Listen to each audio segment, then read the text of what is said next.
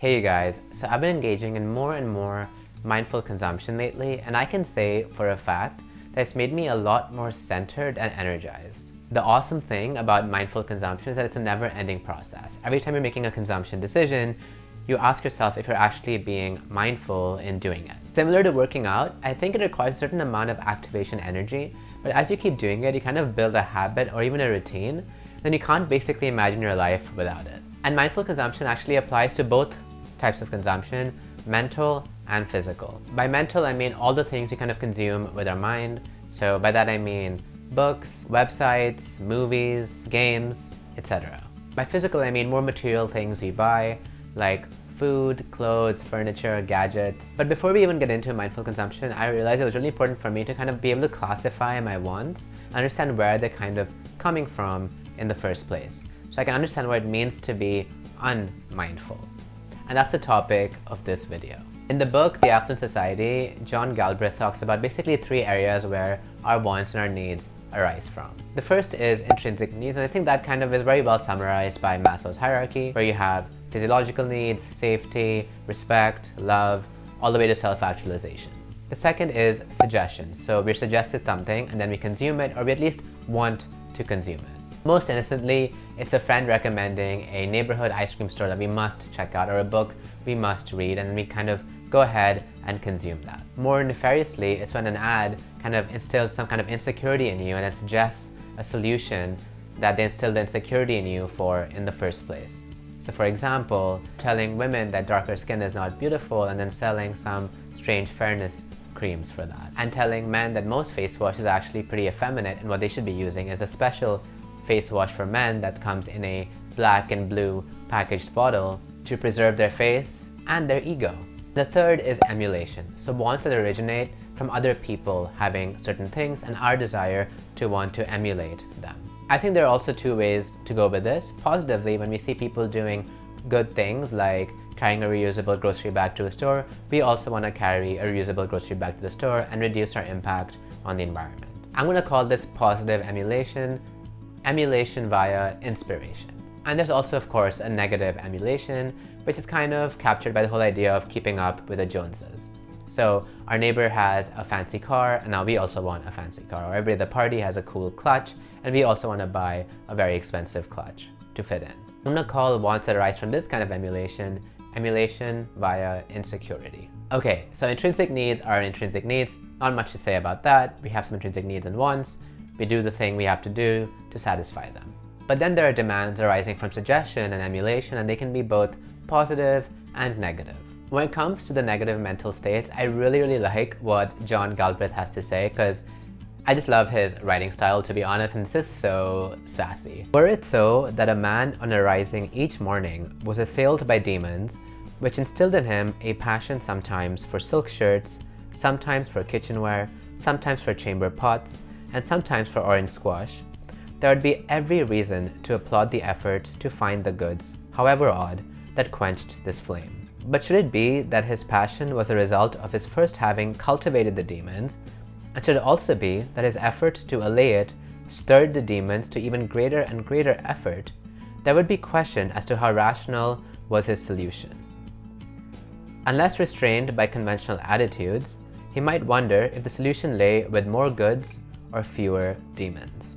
So in other words, if our desires kind of come from these demons, and the way it works is that every time we satisfy these desires, these wants actually become more and more aggressive over time, it's a very reasonable and rational thing to ask if the solution really lies in kind of keeping up with this game, or actually slaying these demons in the first place.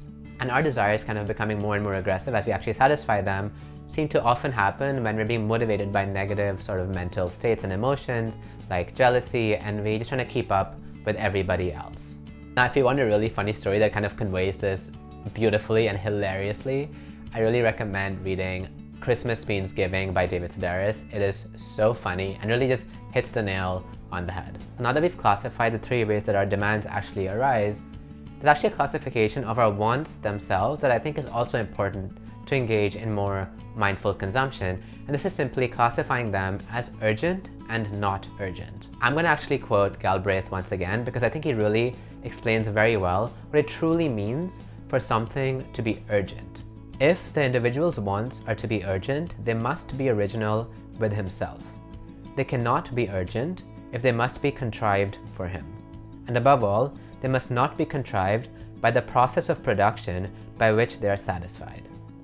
A man who is hungry need never be told of his need for food.